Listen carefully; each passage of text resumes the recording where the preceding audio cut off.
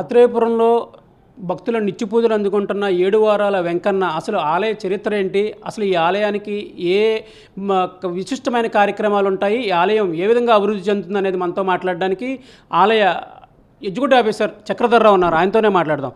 Sir, ఈ ఆలయం అసలు ప్రతిరోజు విపరీతమైన భక్తులతో రద్దీ నెలకొంటుంది. శనివారాల్లో అయితే చెప్పనవసరం లేదు. ఈ ఆలయంలో ఇంత విపరీతమైన భక్తుల రద్దీ అంటే 7 వారాల వెంకన్నగా మొత్తం ప్రపంచవ్యాప్తంగా ఈయనైతే ఒక గుర్తింపు పొందిన దేవుడు. అసలు ఈ ఆలయం ఇంతలా అభివృద్ధి చెందడానికి ప్రధాన కారణం ఏంటి? ఈ ఆలయంలో భక్తుల కోసం మీరు అసలు ఏమేమి ఏర్పాట్లు చేస్తున్నారు? ఓం నమో వెంకటేశాయ నమః. డాక్టర్ బిఆర్ అంబేద్కర్ కోనసీమ జిల్లా ఆత్రేయపురం మండలం వాడపల్లి గ్రామంలో వేంచేసుకున్న స్వయంభూ చందన స్వరూపుడు వెంకటేశ్వర స్వామి వారి ఆలయం దినదినగా అభివృద్ధి చెందుతుంది. ప్రతిరోజు కూడా నిత్యం వేలాదిగా, అలాగే ప్రతి శనివారం కూడా లక్షలాదిగా భక్తులు స్వామివారి దర్శనం చేసుకుంటున్నారు. ఇక్కడ కోరిన కోరికలు తీర్చే కల్పతరువుగా శ్రీ స్వామివారికి పేరుంది. ఇక్కడ 7 వారాల వెంకన్న 7 జన్మల పుణ్యఫలం. ఏ కోరికైనా సరే 7 వారాలు స్వామివారిని దర్శించుకుంటే 7 ప్రదక్షిణలు చేస్తే ఆ కోరిక నెరవేరుతుంది అనేది ఇక్కడ భక్తుల యొక్క ప్రగాఢ విశ్వాసం.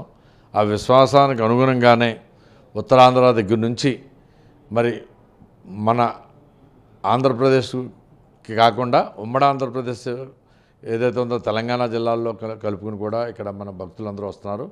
వీరే కాకుండా పక్క రాష్ట్రాల నుంచి కూడా గుజరాత్, మహారాష్ట్ర వాళ్ళ ఆ భక్తులు కూడా ఇక్కడ స్వామివారిని రావటం, స్వామివారి మహత్యం తెలుసుకోవటం, పార్వశీలు అవ్వటం జరుగుతుంది. అలాగే ఇక్కడ ఇది గోదావరి చెంతన అతి దగ్గరగా స్వామివారి యొక్క ఆలయం ఉంది. ఇక్కడ స్వామివారికి వచ్చే భక్తుల్లో చాలామంది ఉదయాన్నే అక్కడ గోదావరి స్నానం ఆచరించి, ఎవరైతే భక్తులు కొంచెం భయపడతారో వారికి కూడా జల్లు స్నానం బయట గట్టు మీద ఏర్పాటు చేసాం. గోదావరి జలాలతోటే స్నానం చేసి అక్కడే కనుక మొక్కుబళ్ళు ఉన్నట్లయితే కేశగానంసాల్లో మొక్కుబళ్ళు ఇచ్చి వారికి నచ్చిన క్యూ లైన్లో స్వామివారిని దర్శనం చేసుకుంటారు. ఇవన్నీ కూడా మరి మాన్యులకే కాదు సామాన్యులకు కూడా శీఘ్రంగా సౌకర్యవంతంగా స్వామివారి దర్శనం అవ్వాలని అన్ని రకాలమైన మరి నేను వచ్చిన ఈ 2.5 సంవత్సరాల్లో పటిష్టమైన క్యూ లైన్ వ్యవస్థ ఏర్పాటు చేయటం, అలాగే అది కూడా నీడనిచ్చే పైన పెండాల్స్ వేయటం, భక్తులకు ఏ విధంగానూ అసౌకర్యంగా ఉండటం కోసం 90 కూలర్సు, 90 పెద్ద ఫ్యాన్లు కూడా మరి క్యూ లైన్స్లో కానీ ప్రదక్షిణలు చేసే మాడవీధుల్లో కానీ అన్ని చోట్ల కూడా ఏర్పాటు చేయడం జరిగింది. లైవ్ శానిటేషను మనం ఎప్పటికప్పుడు పెట్టడం జరిగింది. ఇంచుమించుగా ఆ భక్తులు ఈవేళ ఒక ప్లాస్టిక్ గ్లాస్ వేసినా సరే వెంటనే తీసేసే ఏర్పాటు చేసాం. పరిశుభ్రతకి ఎక్కువ ప్రాధాన్యత ఇచ్చాం. అలాగే ఆరోగ్యానికి కూడా ఎక్కువ ప్రాధాన్యత ఇచ్చి మనం యొక్క పిహెచ్సి నుంచే కాకుండా చుట్టుపక్కల పిహెచ్సి నుంచి కూడా వైద్య ఆరోగ్య శాఖ నుంచి కూడా మనం మరి డాక్టర్స్ని వాళ్ళని రప్పించడం, అలాగే 104 and 108 7/24గా మరి ఒక ఎంబీబీఎస్ డాక్టర్ కూడా ఇక్కడ ఉంటున్నారు. పారామెడికల్ సిబ్బంది, నర్సు వాళ్ళు, మేల్ నర్సు, ఫిమేల్ నర్సు వీళ్ళందరూ కూడా రావటం, ఉచితంగా మనం 104 వాళ్ళు ఇచ్చే మెడిసిన్స్ కాకుండా ఇంకేదైనా అదనపు మెడిసిన్స్ కావాలితే దేవాలయం నుంచి మనం పర్చేజ్ చేసి వాళ్ళందరికీ కూడా ఇచ్చి మనం ఇక్కడ ఇంచుమించుగా తెల్లారుజాముని ఫాస్టింగ్ తోటి రావడం జరుగుతుంది. 7 ప్రదక్షిణలు చేయటం. అలాగే సుమారు ఉత్తరాంధ్ర జిల్లాలో శ్రీకాకుళం కానీ విజయనగరం నుంచి కూడా నడిచి వస్తున్నారు భక్తులందరూ కూడా, అనకాపల్లి ఆ జిల్లా నుంచి కూడా. వారు ఏదైతే నిద్రలేమి, రెస్ట్ లేకపోవడం, కాలినడకలతోటి వాళ్ళు మరి ఇక్కడ 7 ప్రదక్షిణలు చేసిన తర్వాత స్వామివారి దగ్గరికి వచ్చేటప్పటికి పెయింట్ అయిపోయి కళ్ళు తిరిగి శ్రోతకి పడిపోవడం జరుగుతుంది. వెంటనే మన స్టాఫ్ని కానీ లేకపోతే ఇక్కడ సేవకులను కానీ అక్కడ ఏర్పాటు చేసి వాళ్ళందరినీ కూడా మన ఫస్ట్ ఎయిడ్ సెంటర్లో గుడి దగ్గర కానీ మాడవీధుల్లో కానీ అక్కడ కానీ మొత్తం 3 సెంటర్లు 3 చోట్ల మనం ఏర్పాటు చేసాం. వెంటనే శీఘ్రంగా అక్కడ మనం ఫస్ట్ ఎయిడ్ చేయటం, ఒకవేళ మన దగ్గర నుంచి కాకపోతే వెంటనే అంబులెన్స్లో ఇక్కడ ఆత్రేయపురం పిఎస్ కానీ కొత్తపేట కానీ ఆల్మూరు కానీ మనం పంపించడం జరుగుతుంది. అలాగే ఓఆర్ఎస్ ప్యాకెట్లు కూడా ఎవరైతే కళ్ళు తిరిగి పడిపోయారో వాళ్ళందరికీ కూడా ఇవ్వడం జరుగుతుంది. ఇంకా కండిషన్ బట్టి అవసరమైతే నార్మల్ సిలెన్స్ కూడా ఇక్కడ మనం ఏర్పాటు చేయడం జరుగుతుంది.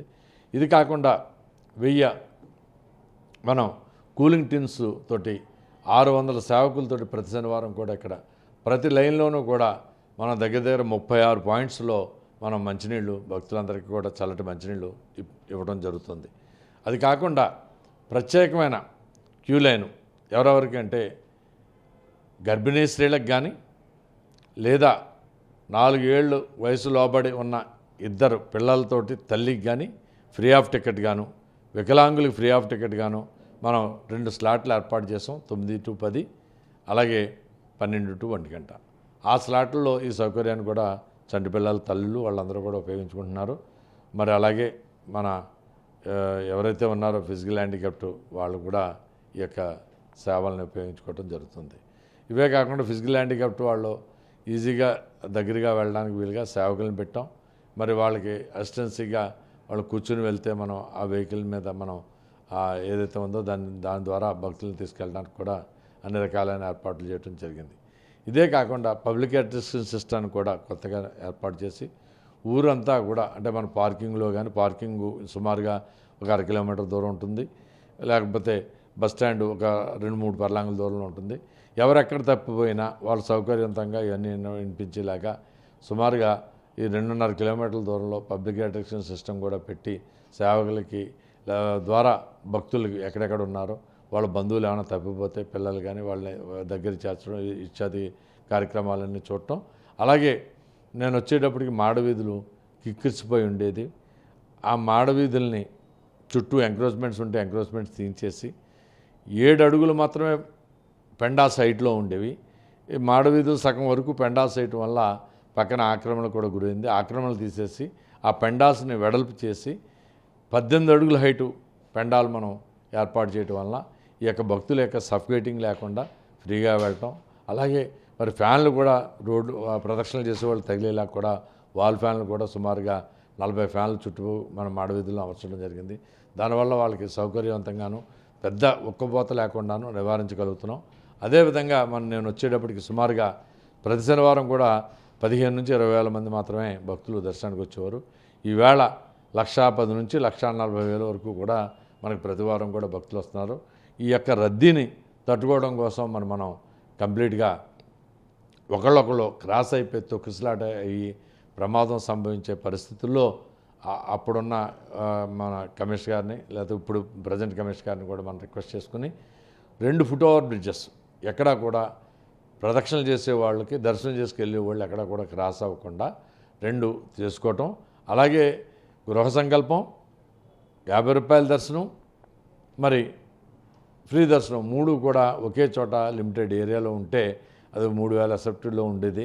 దాన్ని స్ప్లిట్ చేసేసి మరి దాని ఎదురుగుండా ఒక ఇల్లుని మనం వాళ్ళకి ఇంకొక వేరే ఇల్లు కట్టించి ఆ ప్లేస్లో దాన్ని డిస్మాంటిల్ చేసి ఆ ప్లేస్లో గృహ సంకల్పం పెట్టి అలాగే ఒక రోడ్డును కూడా పంచాయతీ రోడ్డును మనం తీసుకుని మన సైడ్ని కలుపుకుని పంచాయతీకి వేరే రోడ్డు ఇచ్చి సుమారుగా అక్కడ 7,000 అసెప్టీలో మరి 50 రూపాయల యొక్క క్యూ లైన్ ఫార్మేషన్ చేయడం జరిగింది. అలాగే ఇక్కడ నుంచి ఎండవేడి లేకుండా భక్తుడు పార్కింగ్ దగ్గర నుంచి స్నానం చేసే గోదావరి ఒడ్డు వరకు కూడా పెండాల్స్ వేయటం జరిగింది. ఇవన్నీ కూడా రంగురంగుల ఆకృతిలో చేయటం, ప్రతి 4 నెలలకి కూడా ఈ పెండాల్స్ కూడా ఆకర్షణీయంగా ఉండడం కోసం మార్చడం కూడా జరుగుతుంది.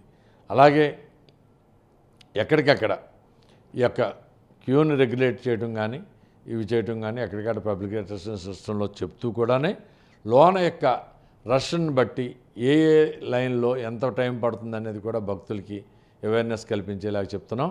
అలాగే దర్శనం చేసుకున్న ప్రతి భక్తుడికి కూడా ఉచిత ప్రసాదం ఉదయం 6 గంటల నుంచి 9:30 వరకు ఉచిత పులిహార ప్రసాదం 200 గ్రాములు తక్కువ కాకుండా అరిటాకులో పెట్టడం జరుగుతుంది. అది కాకుండా 9:30 దాటిన 9:20 నిమిషాలకే మన అన్నదానం స్టార్ట్ అవుతుంది. శనివారం నాడు మరి మనం దగ్గర 30,000 నుంచి 35,000 వరకు ఇప్పుడు మనం అన్నదానం చేయడం జరుగుతుంది. ఇది లోగడ 20,000 నుంచి ఇవాళ 1,40,000 మంది వచ్చిన కూడా ఈ జనాలందరినీ సరిపడటం కోసం ప్రత్యేకంగా క్యూ లైన్స్ కూడా 2 లైన్లు ఏర్పాటు చేసాం. అది కూడా సరిపోకపోవటం వల్ల ఇప్పుడు కూడా 680 అడుగులు విస్తీర్ణంలో 4 లైన్లతోటి బేడా మండపం పైన కూడా విశాలమైన క్యూ లైన్ కూడా ఏర్పాటు చేయడం జరిగింది. దానివల్ల చుట్టూ ప్రదక్షిణలు చేసేవాళ్ళు చుట్టూ కూడా మరి 3 వరుసలు ఫ్రీ లైన్ వచ్చి ఆ యొక్క ప్లేస్ని ఆక్రమించి కొంచెం ఇబ్బంది పడేవారు. ఆ ఇబ్బంది మొత్తం తొలగిపోయింది. సో అలాగే నేను వచ్చేటప్పటికి సుమారుగా ఈ 2.5 సంవత్సరాల క్రితం అయితే మరి ఒక 200 రూపాయలు క్యూ లైన్స్లో 9 గంటలు పట్టింది టైం. 9 గంటలు పట్టడం వల్ల భక్తులు అసౌకర్యంగా ఉండి చంటి పిల్లలతోటి దర్శనాలు అవ్వక చాలా ఇబ్బంది పడిపోయేవారు. ఇవన్నీ కూడా చేయడానికి ఇక్కడ 3 అర్చకాసు హౌసెస్ ఉంటే ఆ 3 హౌసెస్ని ఖాళీ చేయించి వాళ్ళకి వేరే ఇళ్ళు కట్టించి అక్కడ కూడా ఇంచుమించుగా 1800 అడుగుల ఎస్ఎఫ్టీలో మరి ప్రత్యేకమైన 4 లైన్లు 200 రూపాయలు కూడా మనం ఏర్పాటు చేసాం. దానివల్ల అదే అయింది. తర్వాత గుమ్మాలు మనకి ఏదైతే ఉత్తర ద్వారం కానీ దక్షిణ ద్వారం కూడా ప్రవేశించి ఉత్తర ద్వారం గుండా వెళ్ళిపోవటం ఉంటుంది. దాన్ని 5 లైన్లు దక్షిణ ద్వారం దగ్గరకు వచ్చేటప్పటికి ఒక 2 లైన్లుగా మెర్జ్ అవ్వటం వల్ల అక్కడ చాలా కంజెస్టెడ్గా ఏర్పడి స్టాగ్నేషన్ అయిపోయి భక్తులు తోపుస్లాట అయిపోయి ఒక్కబోసేసి కళ్ళు తిరిగి పడిపోయే పరిస్థితి ఉంటే దాన్ని కమిషనర్ గారితో వాళ్ళతో మాట్లాడి ఇవన్నీ కూడా స్థానిక శాసనసభ్యులు బండారు సత్యేంద్రరావు గారి యొక్క సూచనలు సలహాలు ప్రోత్సాహంతో ట్రస్ట్ బోర్డు చైర్మన్ బోర్డు యొక్క సభ్యుల సహకారంతో అన్ని కార్యక్రమాలు కూడా మేము చేయడం జరిగింది. సో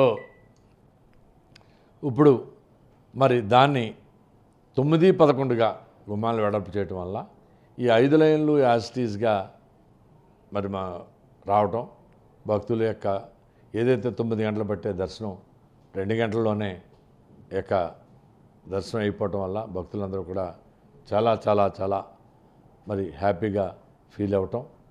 అలాగే ఉచిత లైన్ కూడా ఆలయం బయట నుంచి కూడా సుమారుగా 4.5 హైట్లో మనం ఏర్పాటు చేసి దాని నుంచి కూడా 2 వరుసలు పంపడం వల్ల వారు కూడా స్వామివారు ఉచిత లైన్లో కూడా నకసక పర్యంతం కూడా ఉచిత లైన్లో ఉన్న వాళ్ళందరూ కూడా స్వామివారి దర్శనమిస్తున్నారు. వారు కూడా పూర్తి సంతృప్తితో ఉన్నారు. ఈవేళ 1116 తీసుకుని స్వామి దగ్గరగా చూసే వాళ్ళకి లేనంత వాళ్ళకి ఆనందం ఈ యొక్క ఫ్రీ లైన్లో మనం చూడటం జరుగుతుంది. అలాగే ప్రతి పాయింట్లోనూ కూడా సేవకులను ఉపయోగించి మనం ఈ యొక్క మంచినీళ్ళు అయితే ఇస్తున్నాం. అది కాకుండా మజ్జిగ చలివేంద్రం కూడా మరి 4 పాయింట్లలో మనం ఇవ్వటం జరుగుతుంది.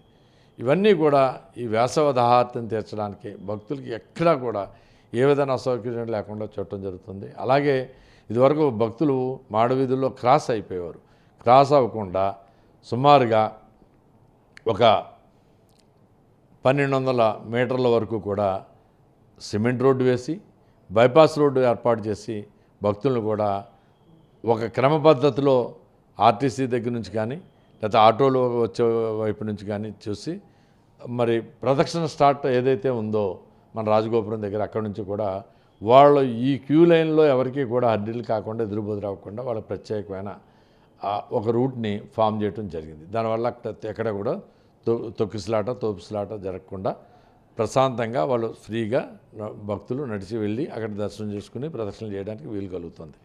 ఇదే కాకుండా మన ఫుట్ ఓవర్ బ్రిడ్జ్ ద్వారా ఎవరైతే వస్తున్నారో వీరందరికీ కూడా మళ్ళీ ఈ పక్కనున్న మేము ప్రహరీ గోడని బ్రేక్ చేసి అక్కడ గేట్ ఏర్పాటు చేసి ఆ పక్కనున్న ప్రైవేట్ స్థలం వాళ్ళతో మాట్లాడి అక్కడి నుంచి కూడా బైపాస్ రోడ్డు ఏర్పాటు చేయడం జరిగింది. తద్వారా ఈ దర్శనం చేసుకున్న భక్తులందరూ కూడా ఈ మాడవీధుల్లో తిరుగుతున్న భక్తులకి ఎక్కడా కూడా క్రాస్ అవ్వకుండా వారు నేరుగా బస్టాండ్కి వెళ్ళిపోవడం కానీ సైకిల్ స్టాండ్ మోటార్ సైకిల్ స్టాండ్కి వెళ్ళిపోవడం కానీ లేదా అన్నదాన హాల్కి వెళ్ళటం కానీ లేదా కార్ల స్టాండ్కి వెళ్ళడం కానీ ప్రత్యేకమైన మార్గాల్లో వాళ్ళు వెళ్ళిపోవడం జరుగుతుంది. కాబట్టి ఇక్కడ భక్తుల యొక్క సౌకర్యాలకి ఈ యొక్క కూటమి ప్రభుత్వం వచ్చిన తర్వాత మరి దేవాదాయ ధర్మాదాయ శాఖ మంత్రివర్యుల యొక్క సూచనల మేరకు మా కమిషనరు లోకలు మా స్థానిక శాసనసభ్యుల వారి సూచనల మేరకు ఇక్కడ అన్ని రకాలుగాను కూడా మనం భక్తులకి అన్ని వసతులు కూడా ఇవ్వడం జరుగుతుంది. వారు మాకు 100% కూడా భక్తులు సంతృప్తి చెందుతున్నారు. మేము కూడా ఫీడ్బ్యాక్ తీసుకుంటున్నాం వారి నుంచి కూడా. అలాగే ఇక్కడ స్వామివారి ప్రసాదం కూడా చాలా పూర్వం ఉండే పరిస్థితి కాకుండా ఒక వారం రోజులైనా సరే లడ్డూని కనుక మన లాంట్లో జ్యూస్ ఉండేలాగా అది స్మెల్ రాకుండా ఉండేలాగా గట్టిగా లేకుండా ఉండేలాగా ఇలా ప్రత్యేకమైన ఒక దాన్ని శ్రద్ధ తీసుకుని లడ్డూలు తయారు చేయించడం జరుగుతుంది. అవి కూడా మనం తయారు చేసే లడ్డు మరి ఇక్కడ మన ఆంధ్రప్రదేశ్లో ఏ దేవస్థానం కూడా తయారు చేయదు. అది ప్రత్యేకంగా గుర్తింపు పొందాం మనం. వాడపల్లి ప్రసాదం అంటే చాలా అద్భుతంగా ఉంటుంది అనేది మరి ఆ రకంగా కూడా జరుగుతుంది.